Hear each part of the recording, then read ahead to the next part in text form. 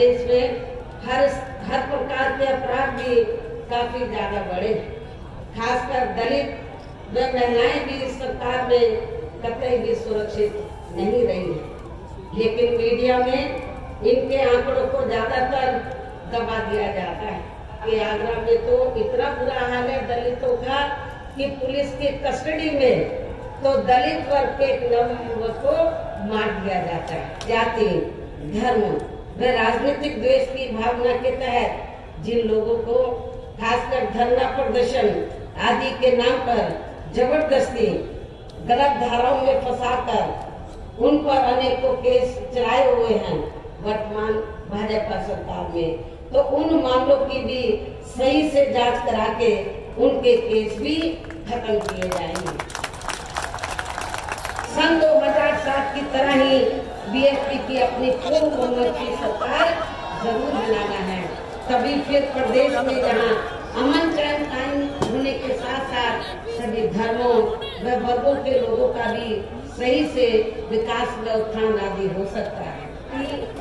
ये चुनाव उत्तर प्रदेश की लगभग सभी विधानसभा की सीटों पर अकेले अपने बलबूते पर ही तैयारी व दमदारी के साथ जहाँ सन 2007 फिर से अपनी पार्टी की पूर्ण बहुमत की सरकार बनाने के लिए लड़े,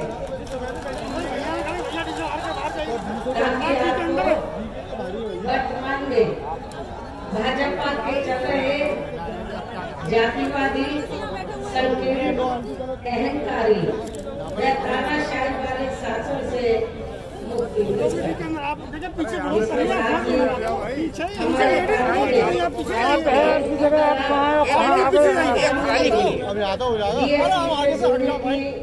तादाद को ध्यान में रखकर फिर उसी समाज के लोगों को और अभी चुनाव में आप लोगों को अपना वोट कांग्रेस, बीजेपी, सपा व अन्य विरोधी पार्टियों को न देकर केवल अपनी एकमात्र हितैषी पार्टी बीएसपी को ही देना क्यों जरूरी है, इसे आप लोगों को समझना होगा। हालांकि इस संदर्भ में आप लोगों को ये मालूम है कि आजादी के बाद शुरू में काफी लंबे समय तक केंद्र व उत्तर प्रदेश सहित देश के अधिकांश राज्यों में भी कांग्रेस पार्टी की ही अकेले यहाँ सरकारें रही, किंतु इनकी गलत नीतियों व गलत कार्य प्रणाली की वजह से ही अब ये पार्टी केंद्र के साथ साथ बहुत पहले ही उत्तर प्रदेश की सत्ता से भी बाहर हो गई है।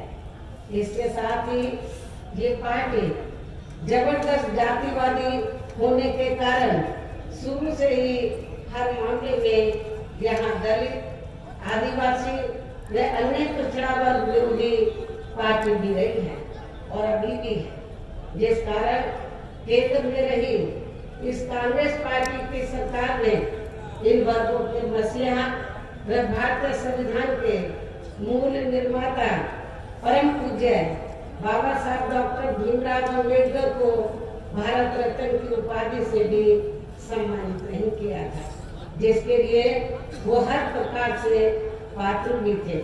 इतना ही नहीं बल्कि इनके मूवमेंट को आगे बढ़ाने के लिए अपनी पूरी जिंदगी समर्पित करने वाले माननीय श्री कांशीराम जी के देहांत होने पर भी केंद्र में उस समय इसी कांग्रेस पार्टी की रही सरकार ने उनके सम्मान में एक दिन के लिए भी राष्ट्र शोक घोषित नहीं किया था, तथा न ही इस पार्टी की रही सरकार ने पिछड़े वर्ग की आरक्षण संबंधी मंडल कमीशन की रिपोर्ट को भी लागू किया था, जिसे फिर बीएसपी ने अपने कड़े संघर्ष अथक प्रयासों से केंद्र में रही श्री बीपी सिंह की सरकार से ही लागू करवाया था।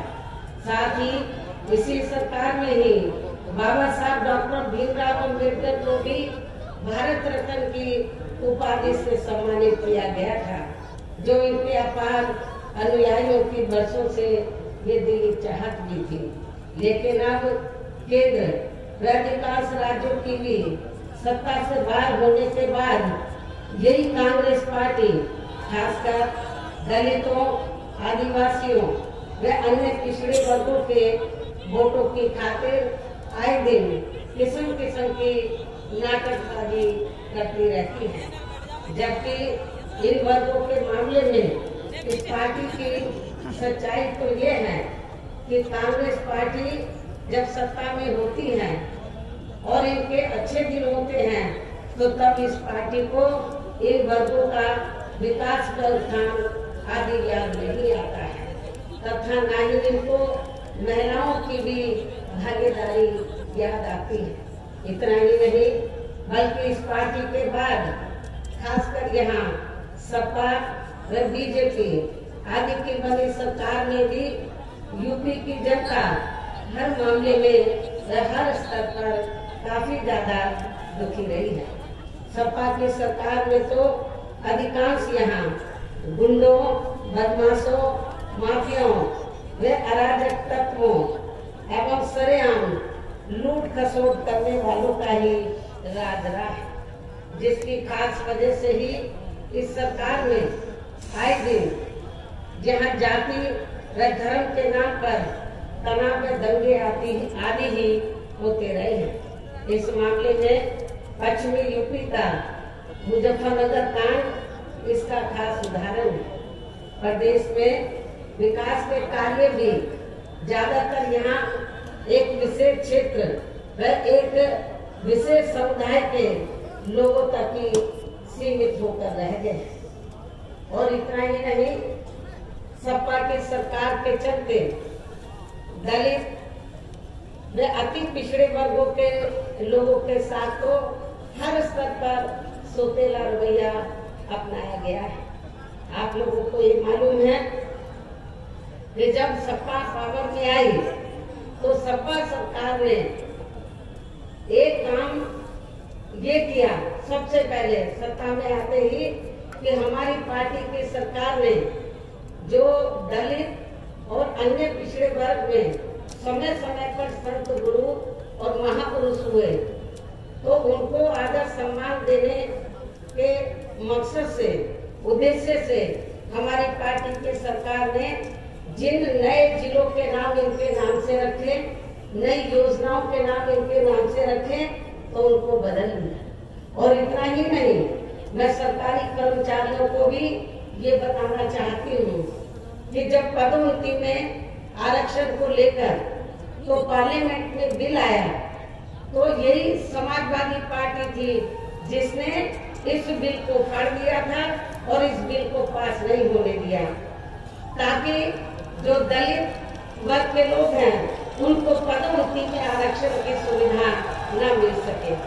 ये समाजवादी पार्टी का कैरेक्टर है, चाल चरित्र है। इसी प्रकार भाजपा सरकार की भी नीतियां व कार्यशैली अधिकांश यहाँ जातिवादी, पूंजीवादी एवं आरएसएस के संकीर्ण एजेंडे को ही लागू करने पर टिकी रही है, जिससे प्रभावित एवं शिकार हुए लोगों का इस सरकार में सही से विकास व उत्थान आदि नहीं हो सका है। साथ ही इनका हर स्तर पर काफी ज्यादा उत्पीड़न भी किया गया है। धर्म के नाम पर हमेशा यहाँ तनाव व नफरत आदि का वातावरण ही बना रहा है, ये किसी से छिपा नहीं। प्रदेश में हर प्रकार के अपराध भी काफी ज्यादा बढ़े, खासकर दलित व महिलाएं भी इस सरकार में कतई भी सुरक्षित नहीं रही है। लेकिन मीडिया में इनके आंकड़ों को ज्यादातर दबा दिया जाता है।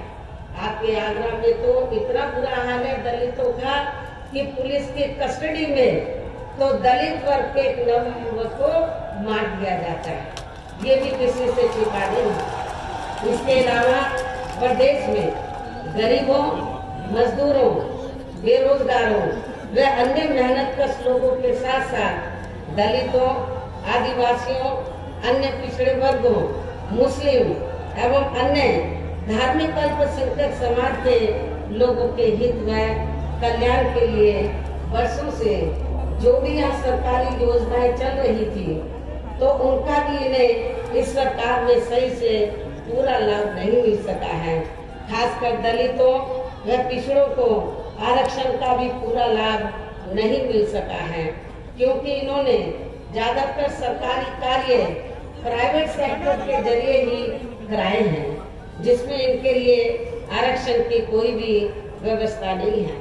सरकारी नौकरियों में भी इनका आरक्षण का कोटा भाजपा सरकार में भी पूरा नहीं किया गया है। मुस्लिम व अन्य धार्मिक अल्पसंख्यक समाज के लोगों के साथ तो बीजेपी की सरकार में अधिकांश इन्होंने पक्षपात वाला रवैया ही अपनाया है। इतना ही नहीं, बल्कि इस बार बीजेपी की सरकार में अपर कास्ट समाज में से विशेषकर प्रबुद्ध वर्ग भी हर मामले में अपने आप को काफी ज्यादा उपेक्षित रहा है।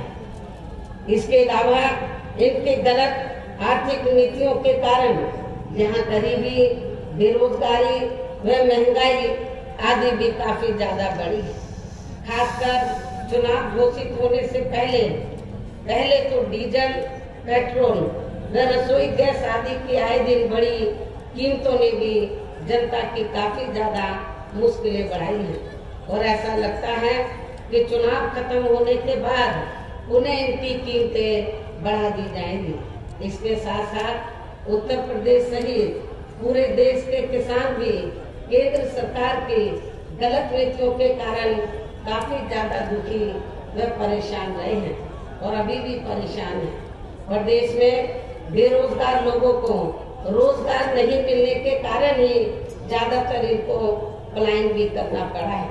आप लोगों को ये मालूम है, आजादी के बाद कांग्रेस पार्टी लंबे अरसे तक यहाँ सत्ता में रही, लेकिन यहाँ रोटी रोजी के साधन नहीं मिलने के कारण बड़े पैमाने पर इनका पलायन हुआ। ये लोग पलायन करके चले गए और इसके साथ ही जब बीजेपी पावर में आई तो आप लोगों को मालूम है कि ये सिलसिला जारी रहा और कोरोना काल में जो लोग बाहर के राज्यों से वापस आ गए, जब उनको रोटी रोजी के साधन नहीं मिले तो उन्हें पुनः पलायन करना पड़ा। मुजफ्फरनगर में भी बड़े पैमाने पर सपा सरकार ने लोगों को पलायन करना पड़ा। तो ये तीनों पार्टियों की जो सरकारें हैं, चाहे कांग्रेस सत्ता में रही हो, चाहे समाजवादी पार्टी, चाहे बीजेपी, इन सभी पार्टियों की सरकारों में किसी न किसी कारणवश जो दुखी पीड़ित लोग हैं, खासकर बेरोजगार लोग हैं, उनको पलायन करना पड़ा है। इस प्रकार से इन सभी विरोधी पार्टियों की रही सरकारों में शुरू से ही यहाँ यूपी की जनता काफी ज्यादा दुखी व परेशान रही है। खासकर कोरोना महामारी के दौरान तो इन सभी की हालत और भी ज्यादा खराब हो गई है। ऐसे में इन सभी विरोधी पार्टियों की रही सरकारों से निजात पाने के लिए अब इस चुनाव में यहाँ प्रदेश की जनता को अपनी एकमात्र हितैषी पार्टी बहुजन समाज पार्टी की ही सरकार बनाना बहुत जरूरी है, जिसमें अपने चारों रहे शासनकाल के दौरान बिना पक्षपात व भेदभाव आदि के यहाँ कमजोर एवं उपेक्षित वर्गों के लोगों के साथ साथ सब समाज में से गरीबों, मजदूरों, बेरोजगारों, किसानों, व्यापारियों, कर्मचारियों, वकीलों एवं अन्य मेहनतकश लोगों के साथ ही युवाओं, छात्रों, महिलाओं व बुजुर्गों आदि के भी विकास एवं उत्थान के लिए अनेक ऐतिहासिक एवं महत्वपूर्ण कार्य किए हैं। इसके अलावा बीएसपी की रही सरकार में दलित एवं अन्य पिछड़े वर्गों में जन्मे अपने महान संतों, गुरुओं व महापुरुषों आदि को भी विभिन्न रूपों में पूरा आदर सम्मान दिया गया, जिनकी यहाँ सभी विरोधी पार्टियों की रही सरकारों में काफी ज्यादा उपेक्षा की गई है। इसके साथ साथ बीएसपी की सरकार में पूर्व की तरह ही यहाँ सभी वर्गों, धर्मों व विभिन्न क्षेत्रों में लगे लोगों के हितों में भी फिर से ऐतिहासिक कार्य किए जाएंगे। प्रदेश में विशेषकर गरीबी व बेरोजगारी आदि को दूर करने के लिए जरूरी कदम उठाए जाएंगे और ये हमारी सरकार का इस बार भी मुख्य एजेंडा होगा। साथ ही किसी भी मामले में किसानों को भी निराश नहीं होने दिया जाएगा। इसके अलावा आपके इस क्षेत्र के जो भी आपके आगरा मंडल में तो सभी जिलों में जो भी स्थानीय समस्याएं होंगी तो उन्हें भी जरूर दूर किया जाएगा। वैसे आप लोगों को मालूम है कि आगरा और फिरोजाबाद में तो जो यहाँ स्थानीय कारोबार चल रहे हैं इनकी कुछ समस्याएं हैं तो उनको भी दूर किया जाएगा। ये भी मैं आप लोगों को विश्वास दिलाना चाहती हूँ। साथ ही केंद्र व यूपी सरकार के भी विवादित, इसके साथ ही केंद्र व यूपी सरकार के भी विवादित नियमों व कानूनों को यहाँ जल्दी से लागू नहीं होने दिया जाएगा। इतना ही नहीं बल्कि बीएसपी की रही सरकार में जिन महान संतों, गुरुओं एवं महापुरुषों आदि के आदर सम्मान में व उनके नाम पर जनहित की जो अनेकों योजनाएं शुरू की गई थी, साथ ही नए जिलों के नाम भी रखे गए थे, तो उन्हें अधिकांश, जैसा कि मैंने आप लोगों को बताया कि उन्हें अधिकांश सपा सरकार द्वारा बदल दिया गया है, जिससे उनके प्रति इनकी हीन व जातिवादी मानसिकता भी साफ झलकती है तथा जिन्हें फिर बीएसपी की सरकार बनने पर जरूर बहाल कर दिया जाएगा। इसके साथ साथ बीएसपी की रही सरकार में सर्व समाज के व विभिन्न क्षेत्रों में लगे लोगों के हितों में जो अनेकों महत्वपूर्ण व ऐतिहासिक फैसले लिए गए थे, जिन्हें सत्ता परिवर्तन होने पर बाद में सपा व बीजेपी की सरकार ने ज्यादातर दरकिनार कर दिया है, तो उन्हें भी फिर से शुरू किया जाएगा। इसके साथ ही बीएसपी की सरकार बनने पर यहाँ बीजेपी व सपा आदि के शासनकाल की तरह कानून व्यवस्था को किसी भी कीमत पर खराब व लचर नहीं होने दिया जाएगा और हर स्तर पर कानून द्वारा कानून का राज कायम किया जाएगा। जाति व धर्म के नाम पर यहाँ लोगों का किसी भी प्रकार से शोषण व उत्पीड़न आदि नहीं होने दिया जाएगा। खासकर कानून व्यवस्था को बेहतरीन बनाने के लिए विशेष अभियान के तहत व दलगत राजनीति से ऊपर उठकर यहाँ गुंडों, बदमाशों, माफियाओं व अन्य आपराधिक एवं अराजक तत्वों को भी जेल की सलाखों में ही भेजा जाएगा। जहाँ मेरी सरकार में इनकी जेल के बाहर नहीं बल्कि जेल के अंदर ही सही जगह होती है। इतना ही नहीं बल्कि जाति, धर्म व राजनीतिक द्वेष की भावना के तहत जिन लोगों को खासकर धरना प्रदर्शन आदि के नाम पर जबरदस्ती गलत धाराओं में फंसाकर उन पर अनेकों केस चलाए हुए हैं वर्तमान भाजपा सरकार में, तो उन मामलों की भी सही से जांच करा के उनके केस भी खत्म किए जाएंगे। अर्थात वर्तमान भाजपा सरकार में प्रदेश की जेलें जो अधिकांश ऐसे लोगों से भर दी गई हैं, तो उन्हें खाली करा के केवल यहाँ आपराधिक तत्वों को ही रखा जाएगा। इसके अलावा प्रदेश में खासकर शिक्षा के क्षेत्र में व अन्य विभागों के भी कर्मचारी जो आए दिन अपनी मांगों को लेकर धरना प्रदर्शन एवं हड़ताल आदि करते रहते हैं, तो उन सभी मामलों को निपटाने के लिए एक आयोग का गठन किया जाएगा और उनकी सही मांगों को मान लिया जाएगा। इसके साथ ही यहाँ मैं ये भी कहना चाहती हूँ कि कुछ महीने पहले मैंने दिनांक 7 सितंबर को और तरक्की आदि को लेकर किए गए सम्मेलन में तथा इसके बाद दिनांक 9 अक्टूबर को मान्यवर श्री कांशीराम जी की पुण्यतिथि के मौके पर भी मैंने सर्वजन हिताय व सर्वजन सुखाय को लेकर जो भी कार्य करने के लिए कहा है तो उन पर भी जरूर अमल किया जाएगा। लेकिन ये सभी कार्य करने के लिए इस चुनाव में यहाँ बीएसपी की सरकार बनाना बहुत जरूरी है, जिसके लिए पार्टी के लोगों को वोट पड़ने तक यहाँ सभी विरोधी पार्टियों के साम दाम दंड भेद आदि हथकंडों से भी जरूर सावधान रहना है। और इस मामले में विरोधी पार्टियां चुनाव होने से कुछ समय पहले या चुनाव के दौरान भी खासकर अपने अपने पक्ष में हवा बनाने के लिए मीडिया व ओपिनियन पोल एवं सर्वे आदि का जो बड़े पैमाने पर गलत इस्तेमाल करती हैं, तो उससे आप लोगों को बिल्कुल भी गुमराह नहीं होना। ये बात मैं आपको बार बार कहती रही हूँ और आज फिर दोहराना चाहती हूँ।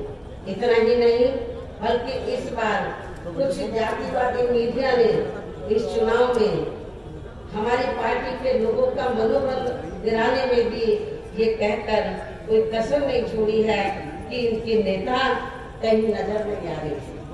ये आए दिन मीडिया में इसको न्यूज को फ्लैश करते रहे, जबकि इस मामले में हकीकत तो ये है कि देश में शुरू में फैले कोरोना का प्रकोप थोड़ा कम होते ही मैं दिल्ली से लखनऊ आ गई थी और पिछले लगभग 1 साल से मैं लखनऊ में ही रहकर अपनी पार्टी को मजबूत बनाने के कार्य में लग गई थी। इसके साथ ही इस कार्य में यहाँ ज्यादा ध्यान देने की वजह से मैंने पिछले 1 वर्ष से बाकी राज्यों का भी कार्य लखनऊ से ही देखा है और 1 वर्ष में केवल मैं 2 दिन के लिए दिल्ली गई थी।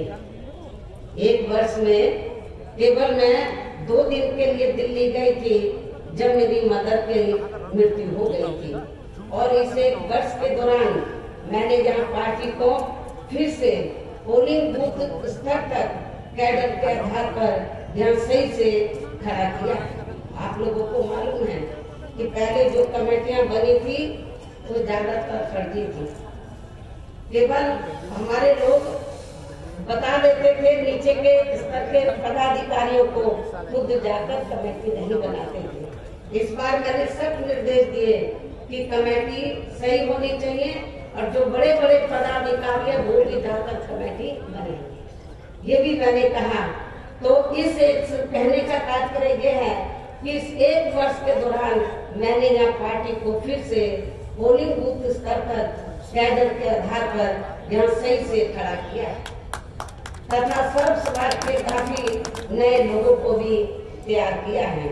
इसके साथ ही पोलिंग बूथों की कमेटियों के बनने के बाद फिर मैंने अपने ज्यादातर निवास स्थान पर ही उनकी समीक्षा बैठकें भी की और ये कार्य खत्म होने के बाद फिर मैंने इस बार उम्मीदवारों का चयन करने के मामले में भी विशेष ध्यान दिया है, क्योंकि इस मामले में पिछले चुनाव में हमारी पार्टी के कुछ वरिष्ठ नेताओं ने जो अधिकांश दूसरी पार्टियों में चले गए हैं, उन्होंने काफी विश्वासघात किया।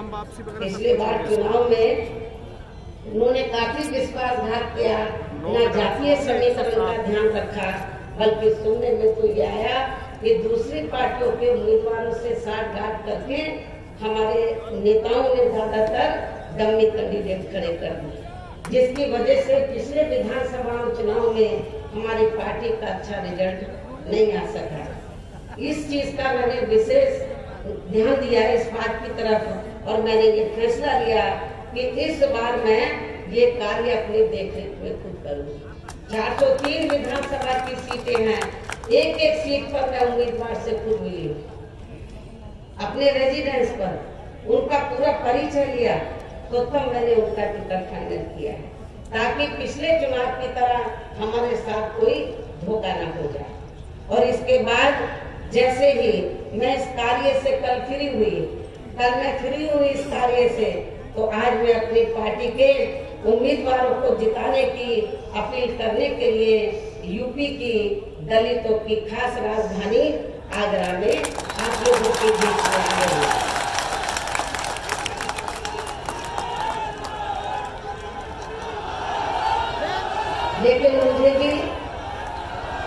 लेकिन मुझे भी पूरे यूपी में अपने खासकर दलित वर्ग के लोगों पर ये नाज है कि वे मीडिया के इस दुष्प्रचार पर कि उनके नेता कहाँ हैं उससे कतई भी गुमराह नहीं हुए और अपने कार्य में पूरे जी जान से डटे रहे, जिसके कारण इस दौरान बाकी जातियों के लोग भी बीएसपी में बड़े पैमाने पर जुड़े हैं। जब बीकर सेक्शन के लोग, दलित वर्ग के लोग बड़े पैमाने पर कैडर के आधार पर जुड़े, जिसकी तरफ मैंने विशेष ध्यान दिया, तो फिर जो बाकी जातियां हैं वो भी बड़े पैमाने पर बीएसपी में जुड़ी। और अब इस बार चुनाव में फिर से मैं मीडिया बंधुओं को ये बताना चाहती हूँ, जो ये गलत खबर दिखाते रहे कि बहन जी किधर है, बहन जी इसी काम में लगी थी। इनको मैं बताना चाहती हूँ चुनाव की तैयारी में लगी हुई थी। और अब मैं मीडिया बंधुओं को ये बताना चाहती हूँ कि अब इस बार चुनाव में फिर से सन 2007 की तरह बीएसपी का चौंकाने वाला रिजल्ट आएगा। ये भी मैं मीडिया बंधुओं को बताना चाहती हूँ। आप लोगों को याद होगा कि जब सन 2007 में विधानसभा का चुनाव हुआ था, तो उस दौरान मीडिया इस बात के चुनाव की तरह बीएसपी को कहीं आंकता नहीं था। और बीएसपी के बारे में क्या बोलता था, इनका ओपिनियन पोल, सर्वे आदि क्या बोलता था कि बीएसपी तीसरे नंबर पर रहेगी। जब रिजल्ट आया तो बीएसपी नंबर 1 पर आई और एब्सोल्यूट मेजॉरिटी की सरकार में। और मुझे तो लग रहा है ऐसा इस बार भी होने वाला है। मीडिया का ओपिनियन पोल, सर्वे आदि धरा का धरा रह जाए। इसके साथ ही मैं आप लोगों को ये भी कहना चाहती हूँ कि आप लोगों को पूर्व की तरह इस चुनाव में भी विरोधी पार्टियों ने विभिन्न रूपों में जो अपने हवाई व प्रलोभन भरे चुनावी घोषणा पत्र आदि जारी किए हैं, जिन्हें सत्ता में आने के बाद ये पार्टियां अधिकांश अमल में नहीं लाती हैं, तो उनके बहकावे में भी आपको कतई नहीं आना। जबकि इस मामले में बीएसपी किसी भी चुनाव में विरोधी पार्टियों की तरह अपना कोई भी चुनावी घोषणा पत्र आदि जारी नहीं करती है, क्योंकि बीएसपी कहने में बहुत कम बल्कि कार्य करके दिखाने में ही ज्यादा विश्वास रखती है। और ऐसा उन्होंने जहां यूपी में अपने चारों रही सरकारों के दौरान करके भी दिखाया है। इतना ही नहीं बल्कि हमारी पार्टी के चारों रही सरकारों ने प्रदेश में बिगड़ी हुई कानून व्यवस्था को सुधारने के साथ साथ जो असंख्य के साथ साथ प्रदेश के विकास एवं आम जनहित के लिए जो असंख्य अति महत्वपूर्ण कार्य किए हैं, वो अभी तक यहाँ किसी भी विरोधी पार्टी की सरकार ने नहीं किए हैं। आपको मालूम है कि बीजेपी के लोग कहते रहते हैं हमने गरीबों को इतने मकान दिए हैं, कहीं नजर आ रहे हैं। जब मेरी सरकार थी आपके आगरे में ही बड़े पैमाने पर हमने गरीबों को फ्री मकान बना कर दिए, वो आपको नजर आते हैं। कहाँ है उनके मकान? तो वो आपको बहुत कम ही नजर आएंगे। बल्कि और इतना ही नहीं, तो मैं जैसा कि आपको बताया कि हमारी सरकार ने प्रदेश के विकास एवं आम जनहित के लिए जो असंख्य अति महत्वपूर्ण कार्य किए हैं, वो अभी तक यहाँ किसी भी विरोधी पार्टी की सरकार ने नहीं किए हैं। बल्कि ज्यादातर उन्हीं कार्यों के नाम जो हमारी सरकार ने कार्य किए थे, बल्कि ज्यादातर उन्हीं कार्यों के नाम व स्वरूप आदि बदलकर अब विरोधी पार्टियों की सरकारें उन्हीं को ही भुनाने में लगी। लेकिन उन कार्यों के प्रति इनकी नियत व सोच सही नहीं होने के कारण उसमें भी ये पार्टियां ज्यादा सफल नहीं हो पा रही हैं। इन्हीं जरूरी बातों के साथ ही हम मेरा यही कहना है कि आप लोगों को इस चुनाव में अपने हित व कल्याण के लिए या फिर से यूपी में बीएसपी की सर्व जनहिताय व सर्व जन सुखाय की नीतियों पर आधारित सरकार बनाना बहुत जरूरी है। और इसके लिए पार्टी के लोगों को, इसके लिए बीएसपी के लोगों को वोट पड़ने वाले दिन कोरोना नियमों का पालन करते हुए सबसे पहले सुबह उठते ही व समय से अपने अपने पोलिंग बूथों पर अपना वोट डालने के लिए जाना है। वोट वाले दिन याद रखो, बहुजन समाज पार्टी के लोगों, जो बीमार हैं, बुजुर्ग हैं, उनको छोड़कर जो बाकी लोगों को उस दिन आप लोगों को उपवास रखना है। कब तक? जब तक आप लोग अपने अपने पोलिंग बूथों पर वोट डालकर अपने घरों में वापस नहीं आ जाते। और इस मामले में हमारी जो महिलाएं हैं वो भी पीछे नहीं रहेंगी, ये भी मैं बताना चाहती हूँ। तो सुबह उठते ही सबसे पहले अपने अपने पोलिंग बूथों पर आप लोगों को वोट डालने के लिए जरूर जाना है।